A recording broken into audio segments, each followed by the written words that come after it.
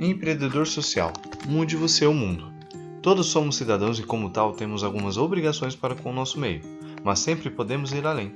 O empreendedor social é um exemplo disto. Trata-se de um tipo de empreendedor que não visa o lucro pessoal. Trata-se de alguém que vê em seu grupo ou região um potencial a ser enriquecido.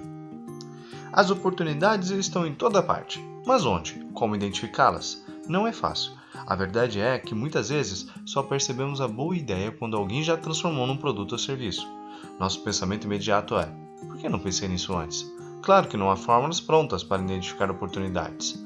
Logo, discutimos como identificá-las para criar as condições necessárias para a atuação empreendedora.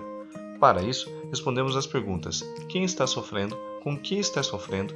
Em que momento ou período ocorre o sofrimento? Quantas pessoas em média são afetadas? Onde estão essas pessoas? Dessa forma, podemos identificar potenciais de ação não só empreendedora, mas de cidadãos que olham para o seu entorno e se preocupam com o bem-estar de todos. Nem todos têm a mesma disposição para assumir riscos, mas fato é que qualquer coisa que façamos na nossa vida, estamos de certo modo correndo risco. O empreendedor, por definição, tem que assumir. E o seu sucesso está na sua capacidade de conviver com eles e sobreviver a eles. Aprender a administrar os riscos é um processo contínuo, para tanto, é preciso gerenciá-los. É o processo de planejar, organizar, dirigir e controlar os recursos humanos e materiais de uma organização, no sentido de minimizar ou aproveitar os riscos e incertezas sobre essa organização. A decisão não é uma simples escolha entre alternativas, mas um processo que depende da experiência do indivíduo e de sua capacidade de identificar os principais fatores da situação. Para quebrarmos o nosso medo com esse tema, pensamos em algumas situações. Após isso, começamos a responder algumas perguntas para tentar entender a origem deste medo, para então, no final, mudarmos o padrão do nosso pensamento e assim ficarmos mais bem preparados para assumir riscos deliberados, ou seja, ponderado e medido. Uma das maiores competências que um empreendedor possui é a criatividade, habilidade esta que é cada vez mais exigida no mercado. Mas afinal, o que é criatividade? Conforme já vimos, criatividade é a imaginação usada para resolver problemas. É quando uma ideia gera valor para uma determinada situação. E para estimularmos nossa criatividade, fizemos o uso da técnica dos 6 chapéus, onde, no chapéu branco, devíamos falar sobre os fatos e dados, no vermelho, sobre nossos sentimentos e opinião, no amarelo, sobre pontos e fortes e oportunidades, no verde, novas perspectivas e alternativas, no preto, os impactos e possíveis prejuízos e no azul, um resumo sobre todos os anteriores. De uma forma sistemática, passamos pelo processo do pensamento criativo, que é a inspiração, analisarmos alternativas de solução, preparação, acúmulo de ideias e associações, combinações, expansões, para enriquecer e ampliar o repertório.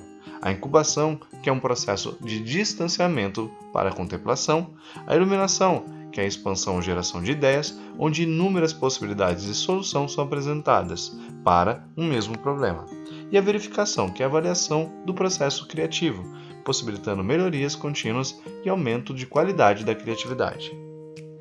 Você não é um líder, você é apenas um vencedor, disse Jessica Pearson ao Harvard Dent, no ótimo seriado Suits.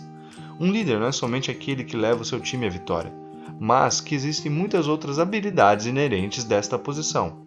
Daniel Goleman, em seu livro Liderança, aborda a inteligência emocional na formação do líder de sucesso, expondo 4 habilidades essenciais para uma liderança eficaz e significativa, que são elas: a autoconsciência significa uma compreensão profunda das próprias emoções, forças, fraquezas, necessidades e impulsos.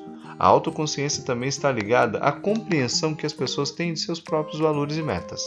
A autogestão, impulsos biológicos dirigem nossas emoções. Não podemos eliminá-los, mas podemos fazer muitas coisas para administrá-los. O autocontrole, que é como uma conversa interior contínua, é o componente da inteligência emocional que nos liberta de sermos prisioneiros de nossos sentimentos e impulsos.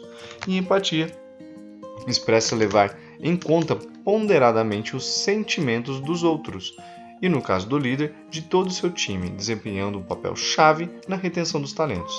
A habilidade social são os conjuntos de habilidades de capacidades comportamentais aprendidas e que fundamentam as interações sociais.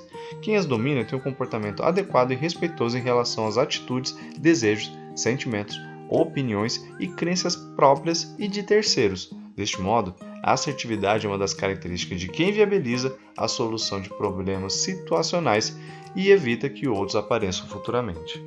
Uma grande equipe deve começar por um líder, consciente de suas responsabilidades, que assume o papel de gestor das atividades a serem feitas. Em síntese, o papel do líder é obter coesão entre as tarefas de cada um dos membros, motivando-os, animando-os e inspirando-os a atingir os resultados esperados ou propostos e a atenderem aos prazos estabelecidos.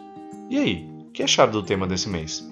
Já estão pensando em como aplicar suas habilidades empreendedoras em seu meio? Conta pra gente e até o próximo vídeo.